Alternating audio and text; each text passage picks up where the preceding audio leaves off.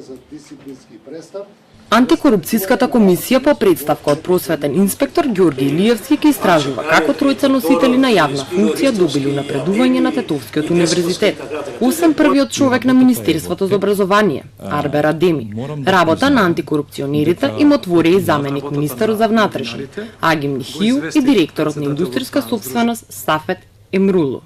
И двајцата су напредени во вонредни професори, иако ангажманот на факултетот им е во мирување. И јас сум должен, како државен просветен инспектор, да кажам дека изборите што се направени се незаконити, значи незаконити согласно закон.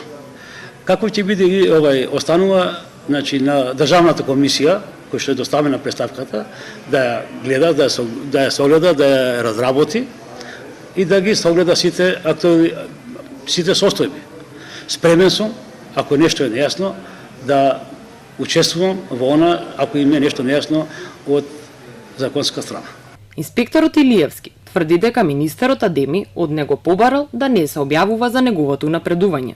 Притисоци доаѓаат од сегде, ова да го сокријам, ова да го нема, прво од моите предпоставени, што беа, значи, второ се бараше за ова сето го запознав и министерот Адеми, Арбер Адеми, министеров, за состојбата што морам да кажам дека беше фер, значи немаше никакво претење од негова страна, само кажа ако може некако да се направи да се ова не излезе во јавност. Од владата не ги коментираат унапредувањата на тројцата државни функционери.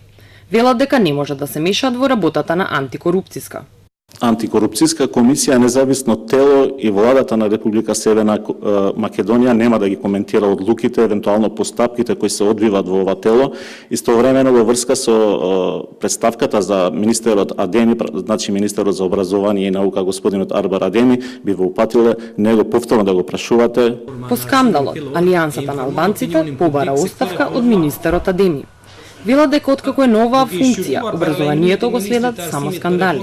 Ја подсетуваме јавноста и премиерот заев со неговата метла, дали е сега време Министерството за образование да се води од стручно лице кој ги познава образовните политики и образовниот процес и да престанеме веќе со раководење на тоа министерство од страна на правници, лекари, технолози и така натаму.